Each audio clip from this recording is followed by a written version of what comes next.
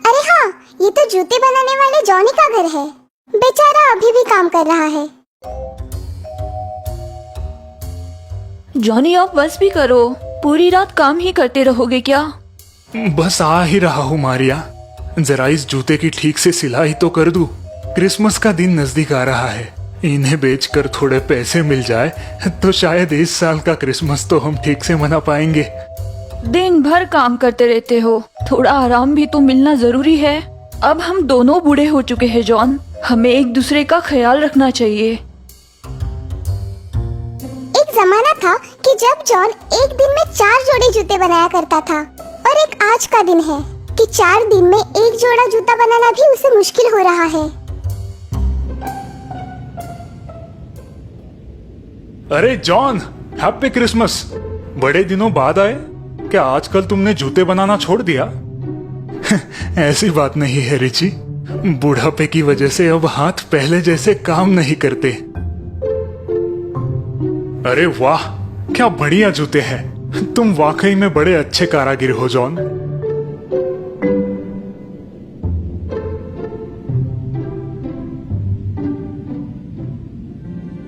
काश मेरी भी ऐसी ही जूतों की दुकान होती। ओह, आज तो बहुत ही ठंड है। घर जाकर मारिया के हाथों से बना हुआ गर्मा गर्म सूप पीऊंगा।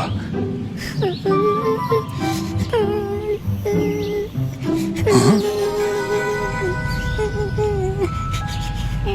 वो क्या है? जरा पास जाकर देखता हूँ। ओह, अरे ये कौन सा अजीब प्राणी है? तुम तो बहुत बीमार हो और तुम्हें चोट भी लगी है। मुझे बहुत भूख लगी है। क्या मुझे कुछ खाने को मिल सकता है? मैं अपने साथियों से बिछड़ गया हूँ, वो मुझे ढूंढते आते ही होंगे। ओह, तुम तो हमारी भाषा बोल रहे हो।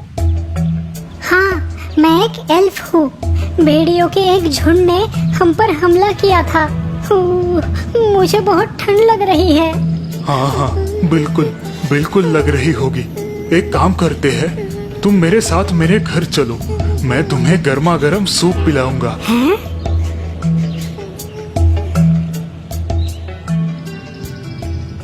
तुम यहाँ सुरक्षित रहोगे और तुम्हें ठंड भी नहीं लगेगी। जी, मैं आपका बहुत आभारी हूँ। चलो अब जल्दी से घर चलते हैं। जॉन और मारिया ने उस एल्फ की बड़े ही अच्छे से देखभाल की, उसे गर्मा गर्म सूप पिलाया, उसे नए गर्म कपड़े दिए और सोने के लिए एक छोटा सा और मुलायम बिस्तर भी।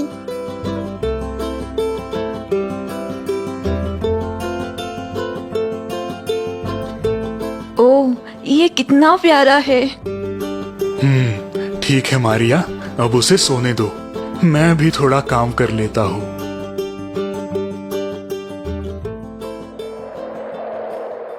तो क्या तुम आज भी पूरी रात जागने वाले हो? कल क्रिसमस ईव है जॉन, कम से कम आज तो आराम करो। काम तो करना ही पड़ेगा ना मारिया, अगर जूते नहीं बनाऊंगा तो हमारा गुजारा कैसे होगा? थोड़ा अपनी सेहत का भी ख्याल रखा करो जॉन। घबराओ मत मारिया, मैं ठीक हूँ। जाओ, अब तुम भी जाके सो जाओ, और हाँ, अपनी दवाइयाँ लेना मत भूलना। ठीक है, जा रही हूँ। तुम भी ज्यादा देर तक काम मत करते रहना। ये बुढ़ापा, ये तो अब ठीक से काम भी नहीं करने देता। गुड नाइट नन्हे फरिश्ते, अब मैं भी सोने जा रहा हूँ।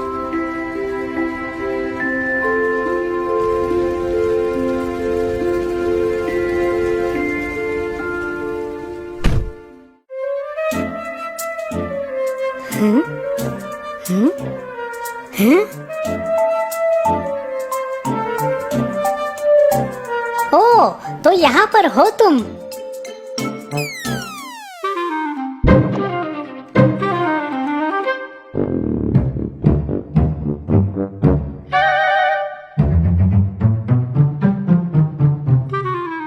कीवी, कीवी, अब उठ भी जाओ। देखो, हम तुम्हें लेने आए हैं। ओह मिकी, मेरे दोस्त, आखिर तुम मुझे ढूंढते हुए आ ही गए। हाँ, अब जल्दी चलो यहाँ से, कहीं ये लोग जाग ना जाए। सुना है कि इंसान बहुत ही डरावने होते हैं। अरे नहीं मिकी, तुमने गलत सुना है। इन लोगों ने तो मेरी अच्छे से देखभाल की है, बस इनकी वजह से ही मैं आज जिंदा हूँ। हमें भी इनकी कुछ मदद करनी चाहिए। मदद? लेकिन हम इनकी क्या मदद कर सकते हैं? बुढ़ापे की वजह से अब जॉन पहले जैसे जूते नहीं बना पाता और जूते बेचकर ही वो अपना गुजारा कर सकता है। अच्छा, तो क्यों ना हम उसे ढेर सारे जूते ही बना कर दे। ये तो बड़ी ही मजेदार कल्पना है।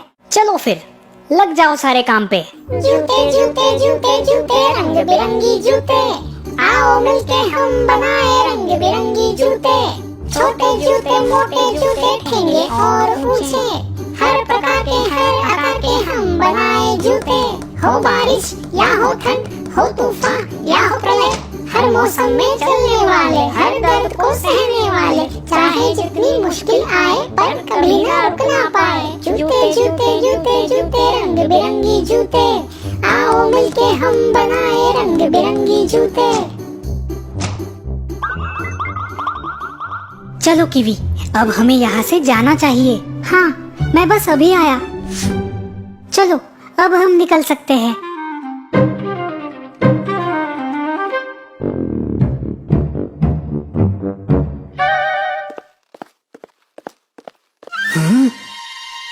जॉन, जॉन, जल्दी बाहर आओ, जल्दी। क्या हुआ? ओह, इतने सारे जूते, ये कैसे हुआ? मारिया, हम सपना तो नहीं देख रहे?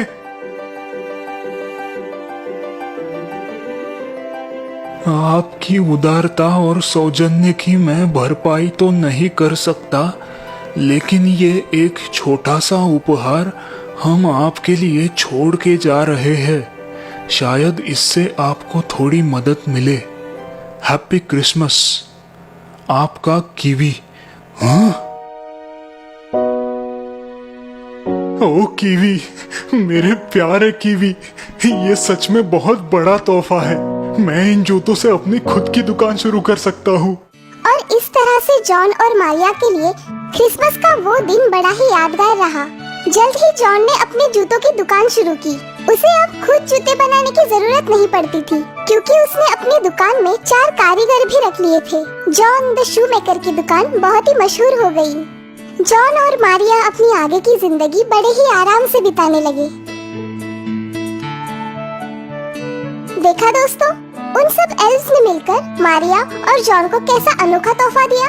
ये मारिया और जॉन के अच्छे स्वभाव का ही नतीजा था, जिसका फल उन्हें मिला। तो दोस्तों, इस कहानी से हमें ये सीख मिलती है कि हमें हमेशा मुसीबत में फंसे लोगों की मदद करनी चाहिए और उन्हें सहारा देना चाहिए। दोस्तों, एक बार एक चूहे ने शादी करने की ठान ली, मगर वो दुनिया के सबसे बलवान और शक्तिशाली व्यक्ति की बेटी से ही शादी करना चाहता था। क्या चूहे की ये शादी हो पाई? और अगर हाँ, तो किसके साथ?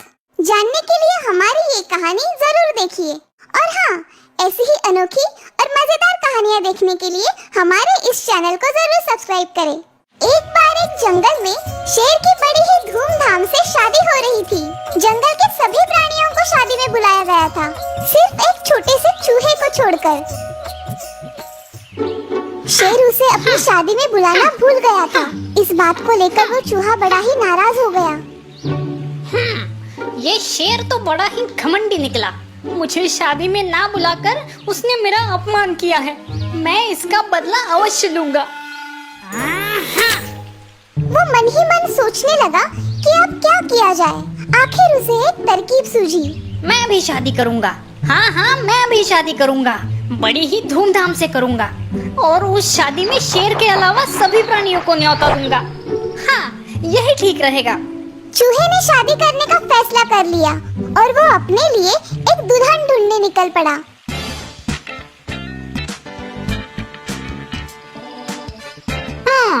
शादी तो कर लूं, मगर किसके साथ? मैं किसी ऐरे गैरे से शादी नहीं करने वाला।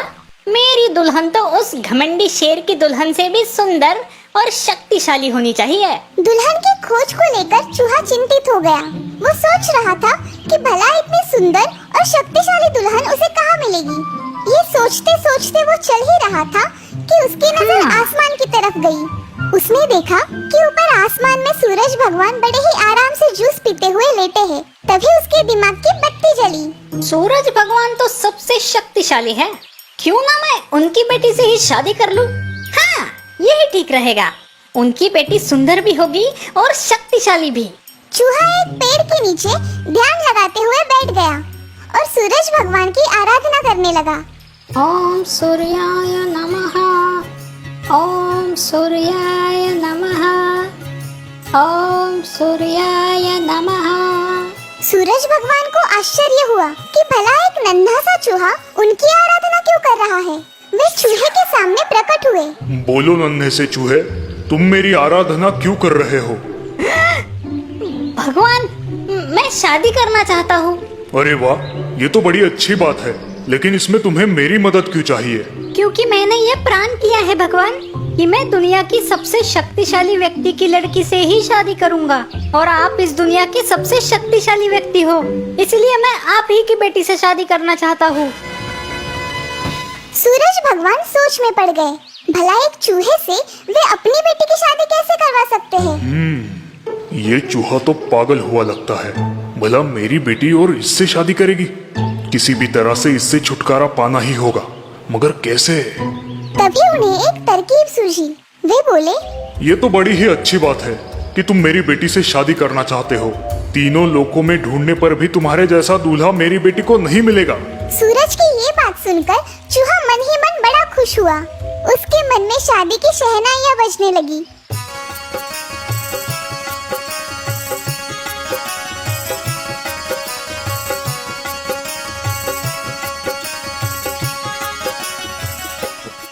तभी सूरज भगवान की आवाज उसके कानों पर आती है।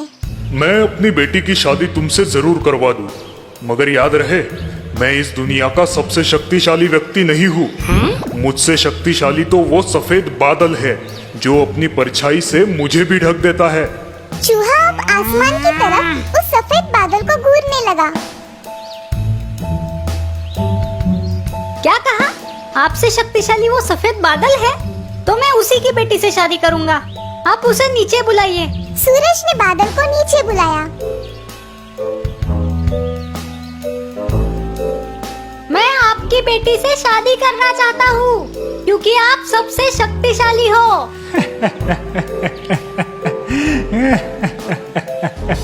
चूहे को गुस्सा आया। वो बोला, इसमें हंसने की क्या बात है? क्या ये रिश्ता आपको पसंद नहीं? अरे नहीं नहीं, ऐसी बात नहीं है। आप जैसा दूल्हा तो नसीब वालों को ही मिलता है। मैं तो बस इतना ही कहना चाहता था कि मैं इस दुनिया का सबसे शक्तिशाली व्यक्ति नहीं हूँ। मुझसे शक्तिशाली तो ये हवा का झोंका है, जो अपनी एक फूंक से मुझे कोसों मैल भगा सकता है। अच्छा, ये बात है। तो फिर मैं हवा की बेटी से शादी करना चाहता हूँ। आप कृपया उसे यहाँ बुलाइए। फिर हवा को वहाँ पे बुलाया गया। हवा के सामने भी चूहे ने अपनी शादी का प्रस्ताव रखा। हवा ने मुस्कुराते हुए जवाब दिया, ये तो मेरा अहोभाग्य होगा, लेकिन महाशय, मैं इस दुनिया का सबसे शक्तिशाली व्यक्ति नहीं हूँ। मुझसे शक्तिशाली तो पर्वत है जो मेरा रास्ता रोक सकता है। आप उसी की बेटी से शादी कर लीजिए। चूहे को ये बात पसंद आई।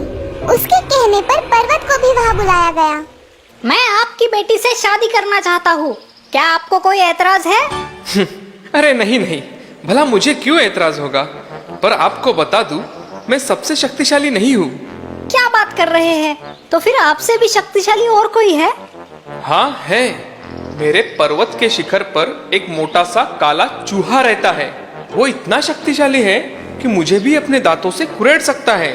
उसने मुझे कुरेद कर मेरे पेट में एक बड़ा सा सुरंग बना दिया है, और अपने परिवार के साथ वो वहाँ रहता है। आपको उसी के बेटी के साथ शादी कर लेनी चाहिए, क्योंकि वो मुझसे भी शक्तिशाली है। अगर ऐसा है तो फौरन मुझे उस मोटे चूहे के पास ले चलो। मैं उसकी बेटी से शादी करूंगा। इस तरह से सभी लोग उस मोटे चूहे के घर आ पहुँचे। मोटे चूहे ने सबका स्वागत किया। मोटे चूहे की बेटी जब उस नन्हे चूहे के सामने आई तो उसे देख नन्हा चूहा एकदम से लट्टू हो गया। वो उसे बहुत ही पसंद आई। उसकी आंखों में जैसे गुलाब के फूल खिल उठे। सबने उसके विवाह का प्रस्ताव उस मोटे चूहे के सामने रखा।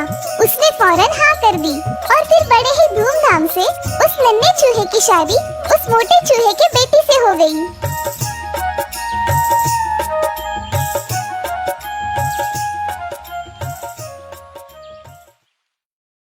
देखा दोस्तों, आखिरकार चूहे की शादी किससे हुई? हर कोई अपनी अपनी जगह पे सही होता है। कोई भी छोटा या बड़ा नहीं होता। इसीलिए हमें अपनी असली क्षमताओं को पहचानना बहुत जरूरी है। तो दोस्तों, इस कहानी से हमें ये सीख मिलती है कि हर किसी को उसकी क्षमताओं से ना ही अधिक मिलता है और ना ही कम।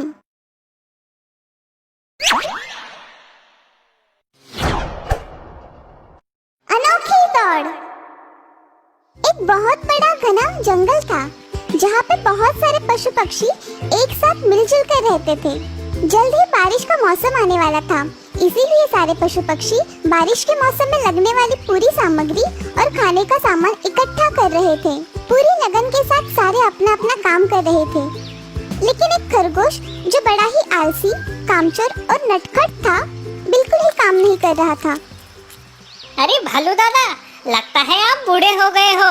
जरा जल्दी जल्दी हाथ चलाओ, अभी बहुत काम बाकी है। बहुत ही धीमे हो आप। इसकी तो मैं टांग ही तोड़ देता हूँ। अरे जाने भी दो बल्लू, इस रिंकू की आदत ही है हर बार किसी की टांग खींचने की। अरे अप्पू दादा, आप इतने मोटे क्यों हो? थोड़ी ज्यादा मेहनत किया करो, फिर आप भी मेरी तरह होशियार और तेज हो जाओगे। कितने धीमे हो आप यार। क्या कहा तुमने? मोटा और धीमा? तुझे तो मैं। अरे अप्पू दादा, गुस्सा मत हो। ये तो बदमाश है, खुद काम करेगा नहीं और दूसरों को भी नहीं करने देगा। अरे बंदर भाई, आपका नाम बंदर किसने रखा? आपका नाम तो गधा होना चाहिए, क्योंकि आपकी अकल भी किसी गधे की तरह ही धीमी है। तुझे तो मैं पटक पटक के मारूंगा। ऐसा क्या? तो जरा मुझे पकड़ के तो दिखा, मैं तो तुझसे भी तेज हूँ। रिंकू दोस्त, इस तरह अपने बड़े बुजुर्गों का अपमान नहीं किया करते। तुम तेज जरूर हो, मगर इतना घमंड अच्छा नहीं। याद है ना, पिछली बार इसी कछुए ने तुम्हें हराया था। बिल्कुल नहीं, वो तो सरासर धोखा था। मैं थोड़ी देर के लिए सो गया था। मुझे वो फैसला बिल्कुल ही मंजूर नहीं है। तुम सो रहे थे तो इसमें तुम्हारी गलती है। वो दौड़ तो कछुआ ही जीता था। नहीं, बिल्कुल नहीं।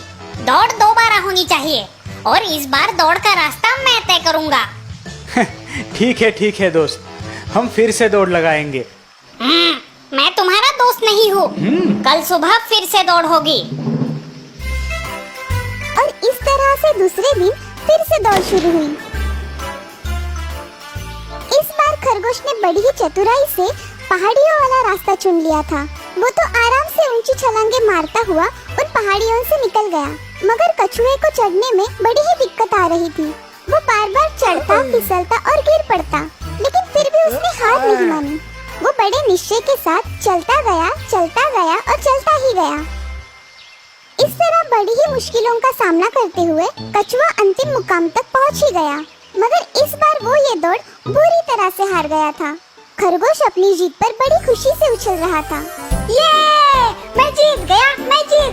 ये! बिल्कुल नहीं, मुकाबला बराबरी का हुआ। एक दौड़ तुम जीते और एक दौड़ कछुआ। सही कहा। बिल्कुल ठीक कहा अप्पू दादा ने। इसका मतलब है कि एक और दौड़ होनी चाहिए और इस बार जो जीतेगा वही अंतिम विजेता कहलाएगा। हाँ, ऐसा ही होना चाहिए और इस बार दौड़ का रास्ता हम ही तय करेंगे। खरगोश को ये बात माननी ही पड़ी। दूसरे दिन फिर दौड़ की शुरुआत हुई। अब तो जंगल के सभी प्राणियों को बड़ी उत्सुकता थी कि आखिरकार ये दौड़ कौन जीतेगा। बंदर ने बंदूक चलाई और दौड़ शुरू हुई।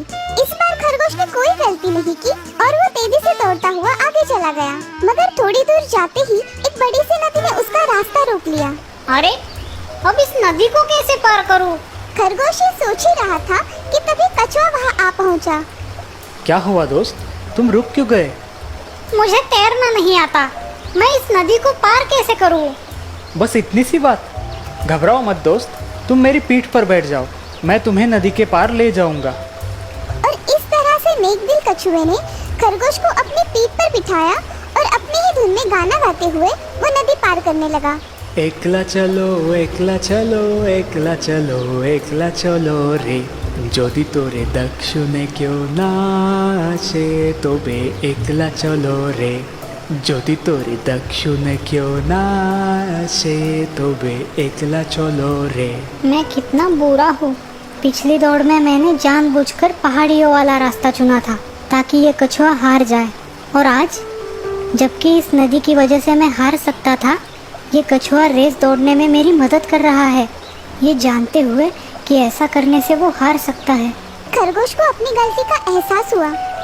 नदी पार करते ही वो कछुए से बोला, तुम बड़े ही नेक दिल हो, क्या तुम मेरे दोस्त बनना चाहोगे? मैं तो पहले से ही तुम्हारा दोस्त था, बस तुम ही इनकार कर रहे थे। दोनों ही हंसने लगते हैं और एक दूसरे से गले मिलते हैं। क्यों ना ये दौड़ हम दोनों साथ ही में जीते? हाँ, पर ये कैसे हो सकता है, तुम तो मुझसे तेज हो।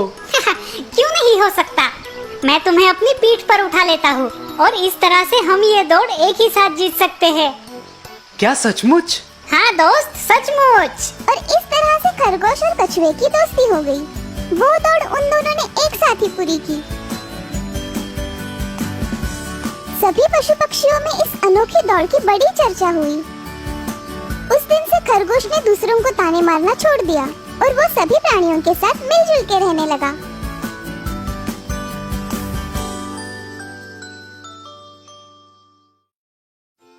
तो दोस्तों, इस कहानी से हमें क्या सीख मिली, ये हमें कमेंट करके जरूर बताइए।